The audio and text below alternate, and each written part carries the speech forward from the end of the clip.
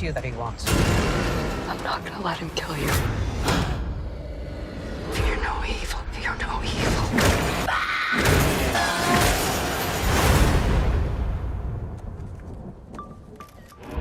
Try anything and you're canceled, bro.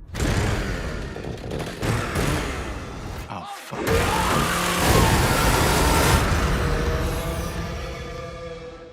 David, good morning. Good morning.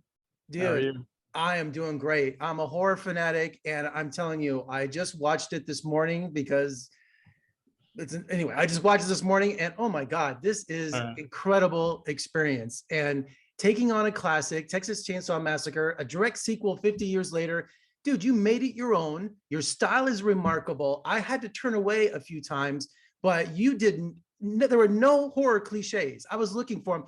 Maybe a little homage to Halloween in the closet. Okay, I saw that. But everything else, you just surprised me at every turn. So congratulations. Well, thank you. I really appreciate you saying that.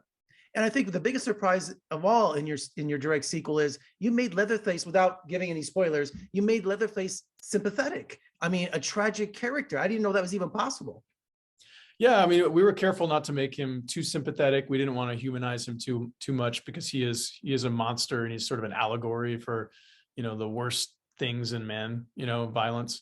Yeah, there is a side to him that needs to be explored, and that's kind of in the original too. There's those moments where he's kind of just hiding, looking out the window, and you can tell he's kind of a scared little boy behind the mask. So we wanted to capture that. Was there many discussions on the look of Leatherface? Because he has a different mask now and a different kind of vibe to him. Oh yeah. I mean, one of the most discussed things in cinema history, I'm sure. There was a lot of R&D that went into it. And the cool thing is that we worked with an artist who designed the mask who, in the spirit of being practical for everything in this film, we wanted everything to be captured in camera. He designed the mask in clay, in sculpture, in 3 dimensions, with a scalpel and with his hands. And so it has like the design of the mask has even a handmade feel. It's a really great look. It's remarkable. Yes. And did you have a story about picking out the specific chainsaw that he uses in the movie? When I came onto the film, they showed me a cart of chainsaws. We had chainsaws for every scenario. And I was told that we had one of the original chainsaws from the original film. Wow. And I used that as much as possible. Although it was cantankerous and would hardly start. And once it started, it would stay on as long as it wanted, and then it would take a break whenever it wanted. So you could never rely on the thing, but it was probably the loudest, scariest. I mean, the chainsaw is louder than you would ever think. It comes across that way, in the movie. You can't even talk. Like, you can't even talk me and you from here to there when that thing is on. So yeah.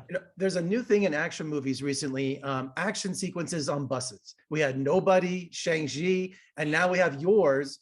That was just one of the most remarkable sequences. People looked like they were trapped, like rats. I mean, that was one of the most uneasy sequences in a horror film that I've ever seen. It's iconic now. Yeah, dude, when it jumped off the page at me when I read the script, when I first read the script, I was like, okay, this is the scene. And it was one of the first scenes that I started storyboarding when I came onto the project, just drawing thumbnails, coming up with ideas and coming up with kills. And I knew it was going to be an iconic scene, and I knew I had to deliver. So I think we shot it in 3 to 4 days, and just had a blast. We had guys with blood cannons just hidden throughout the bus, just blasting blood in the air, and Leatherface kind of moving through the crowd. So, and how many ideas you can kill a person with a chainsaw? I mean, just make a checklist. I mean, every one of them was like a surprise, not just a gut in there, that you were doing things that the human body I didn't know could do with, with a chainsaw. And also I noticed your Hitchcock cameo too on the Instagram Live. I saw your name. Oh yes, for sure.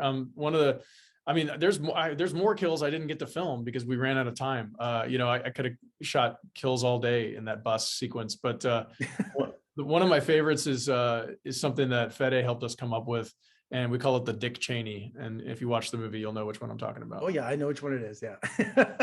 And the set design, oh my gosh. I mean, the details are amazing. I kept pausing the film, just looking at, you must've hit every prop house in the neighborhood because it was so authentic. It felt so retro. And if they gave out an Oscar for cinematography, I mean, it was just stunning in this. I know your background is DP, but I think if a horror film is going to be nominated, I mean, forget the genre and the storyline. I mean, just the artistic craft behind cinematography.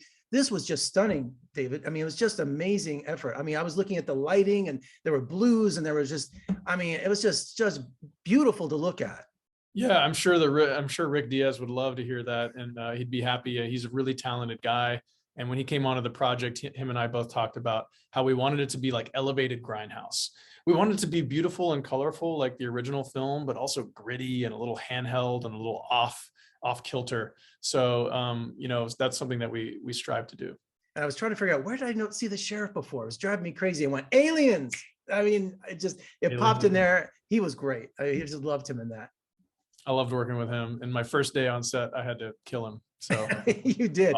You did. And finally today, tell me about finding a new Leatherface. I mean, I looked at his movements, he just got it down pat. It was just amazing. Yeah, Mark Burnham's a special actor, and I was really glad to work with him. Not only is his stature is formidable, like he fills a doorway with his frame, but he also puts a lot of thought into what he's doing behind the mask, which is really difficult to do. It's really difficult to bring a performance out beyond just the mask.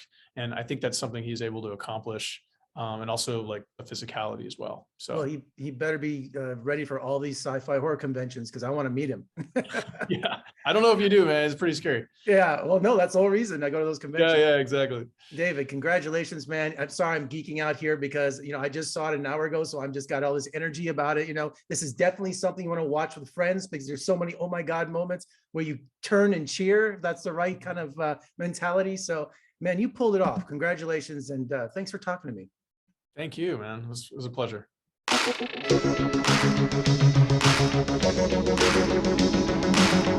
you.